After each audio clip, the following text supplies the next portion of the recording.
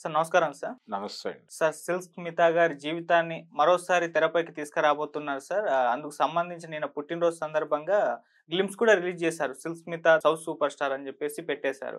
So, ఆ glimpse మీకెలా అనిపించింది? మామూలుగా ఆమె జీవిత చరిత్ర పైన చాలా సినిమాలొచ్చినప్పటికీ, ఈ సినిమాలో, ఈ బయోపిక్‌లో ఇప్పటివరకు ఆ సినిమాల్లో మాట్లాడిన విషయాలు, చెప్పని సంగతులన్నీ కూడా చెప్తారని చెప్పేసి టాక్ అయితే వినిపిస్తుంది సార్. మరి ఆమె జీవిత చరిత్ర గురించి మీరేం చెప్తారు? మరి సినిమాలో ఏం చూపించబోయే అవకాశం ఉందంటారు? అంటే సిల్క్ స్మిత లైఫ్‌కి సంబంధించి ఆవిడతో సన్నిహితంగా ఉన్నవాళ్ళే చాలా రకరకాల విషయాలు చెప్పారు ప్రపంచానికి. ఓకే. అంటే జయమాలిని గారు ఒక విషయం చెప్పారు. అంటే ఆవిడ ఎవరినో ప్రేమించి వచ్చేసారు. ఆ ప్రేమించిన వ్యక్తి కోసం తల్లిదండ్రులని వీళ్ళందరినీ పక్కకి పెట్టి టోటల్‌గా ఫ్యామిలీని పక్కకి పెట్టేసింది ఆవిడ. పెట్టేయటం వలన కొంత అంటే అతని వైపు నుంచి డిస్టర్బెన్స్ వచ్చినప్పుడు సపోర్టివ్ సిస్టమ్ లేకుండా పోయింది ఆవిడకి. దాంతో ఆ లోన్లీనెస్‌లో నుంచి ఇలాంటి నిర్ణయాలు తీసుకొని ఉంటుందనేది ఆవిడ అంచనా. ఆవిడెక్కడో ఓ చోట రివీల్ చేశారు. హ్మ్.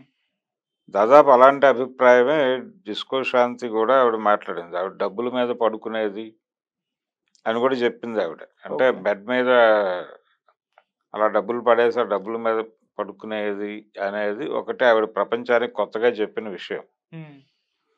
ఇలా చాలామంది తమ జ్ఞాపకాలలో సిల్క్ స్మిత్ ఎలా ఉందో, ఎలా ఉండేదో, లేదు వీళ్ళు ఆవిడ మరణానికి ఏం కారణం అనుకుంటున్నారో చెప్పే ప్రయత్నం చేశారు. హ్మ్.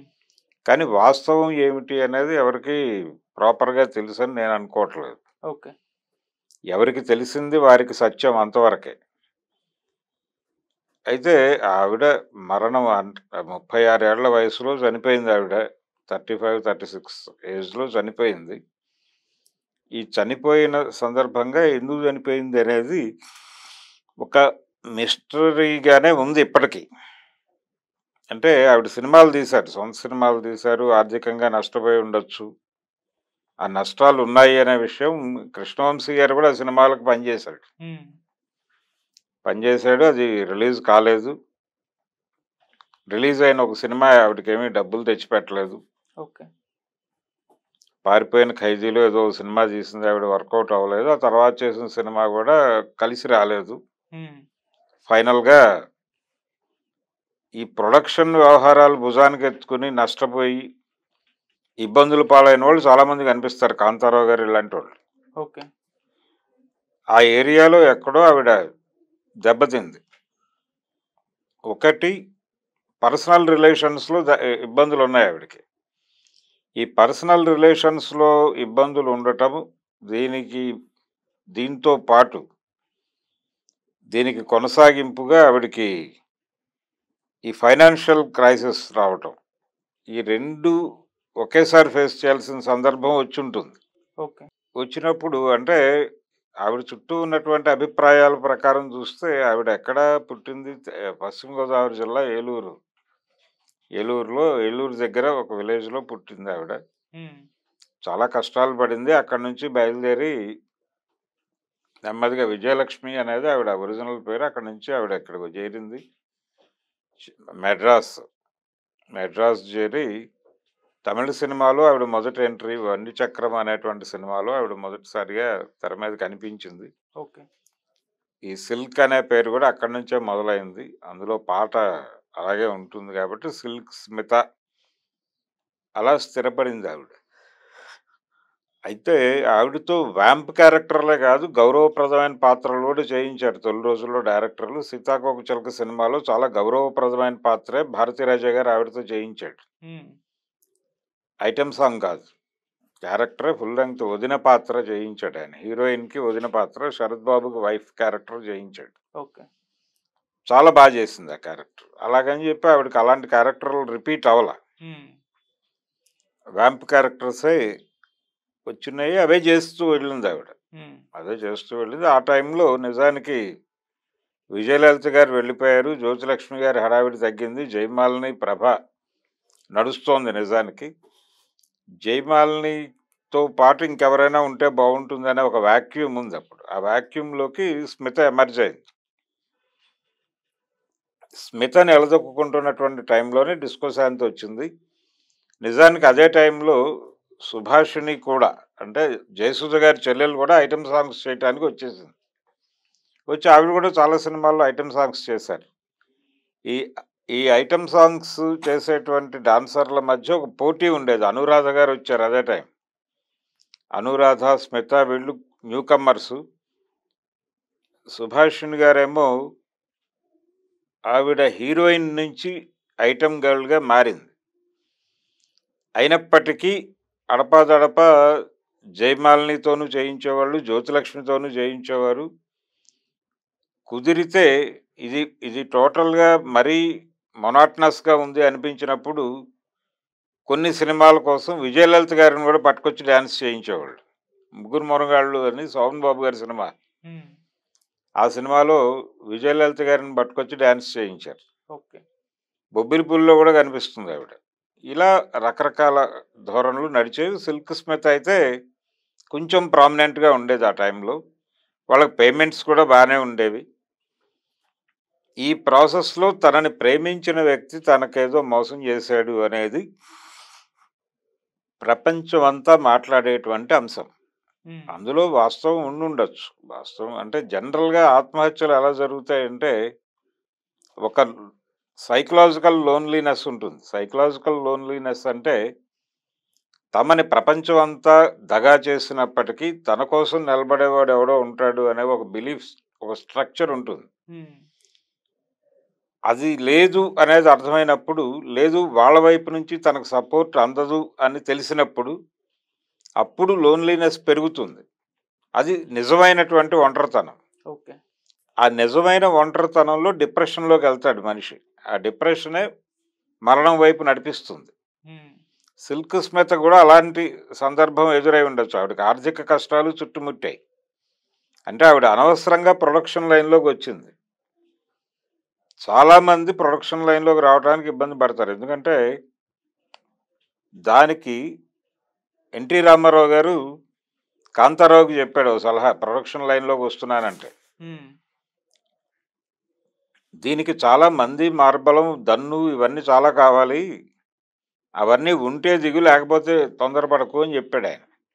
ఎన్టీఆర్ ఎందుకు దిగాడంటే ఆయనకు అది ఉంది, ఆ స్ట్రక్చర్ ఉంది. ఓకే. ఆయనకు ఆ సపోర్టింగ్ స్ట్రక్చర్ ఉంది కాబట్టి ఆయన ఈజీగా దిగ్గలిగాడు. నాగేశ్వరరావు కూడా ఉంది అది. నాగేశ్వరరావు తనకు తానుగా స్వయంగా ప్రొడక్షన్లోకి రాలా. దుక్కిపాటి మధుసూదన్ రావు గారు ఉన్నారు కాబట్టి ఆయన భాగస్వామ్యంలో తను కూడా నిర్మాతగా మారాడు. ఎన్టీఆర్కి ఒక బీభత్సమైన సపోర్ట్ సిస్టమ్ త్రివిక్రమరావు గారు, అలాగే పుండరీకాక్షయ్య గారు, వీళ్ళందరూ ఉన్నారు అక్కడ. ఇంతమంది ఉన్నారు కాబట్టి ఆయన చేయగలిగాడు. విశ్వేశ్వరరావు గారు వీళ్ళందరూ ఉన్నారు అక్కడ. ఓకే. ఇంతమంది వెన్నుదన్నుగా ఉన్నప్పుడు ఇప్పుడు ఆయనకి ఆ రోజుల్లో బిఏ సుబ్బారావు గారు వీళ్ళందరూ కూడా సపోర్ట్గా నిలబడేవాళ్ళు. తాతినేని ప్రకాశ్రావు గారు వీళ్ళందరూ. సో ఆయనకి పెద్ద ఈజీగానే నడిచింది. రెండోది కనకమెడల తిరుపతయ్య గారు అని ఒక ఆయన ఉండేవాడు, దేవివరప్రసాద్ ఫాదర్. ఆయన కూడా రామారావు గారి అనుంగు మిత్రుడే.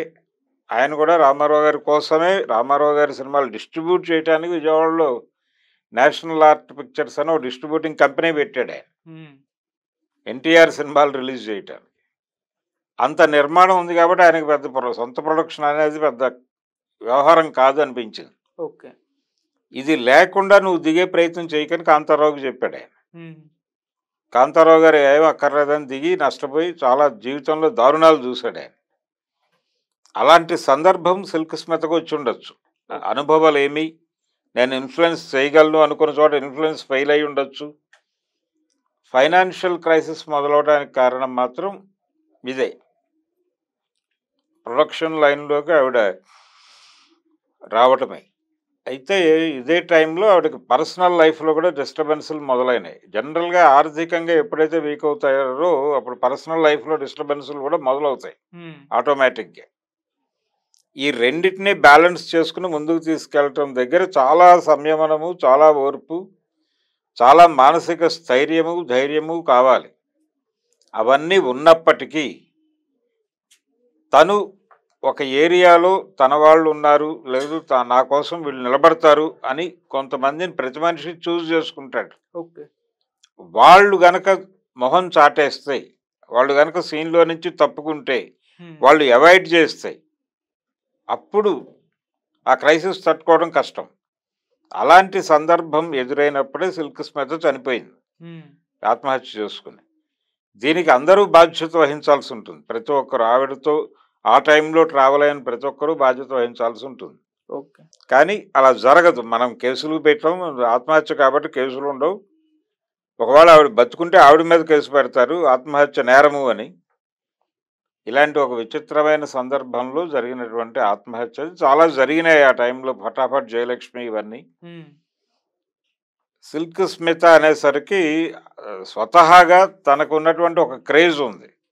ఆ క్రేజ్తో పాటు ఈ మరణంలో ఉన్నటువంటి మిస్టరీని యాడ్ చేస్తే ఒక ప్రాపర్ స్క్రిప్ట్ అవుతుంది. దాని మీద కొంత క్యూరియాసిటీ జనరేట్ చేయొచ్చు జనాలకి, థియేటర్లో కూర్చోబెట్టచ్చు అనేటువంటి ఒక థాట్ ప్రాసెస్ నుంచి ఈ స్టోరీ పుట్టుండొచ్చు.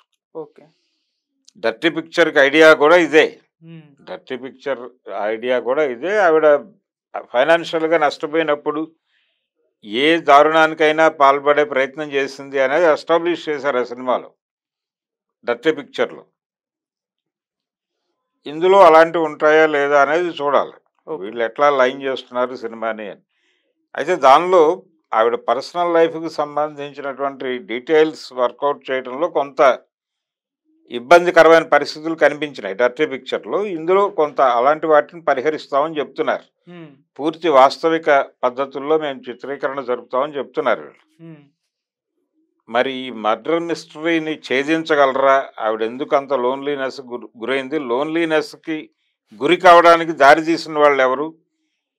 ఏ సంఘటనలు దారి తీసినాయి? అంత లోన్లీగా అమ్మాయి జీవితం నుంచి నిష్క్రమించాలి అనే నిర్ణయం తీసుకునేదాకా ఏ భావజాలం డ్రైవ్ చేసింది అనే దానికి సంబంధించి ఇప్పటి వరకు ప్రపంచానికి తెలియని ఏ విషయం చెప్తారో చూడాలి. సినిమా చూస్తే తప్ప చెప్పలేము అది.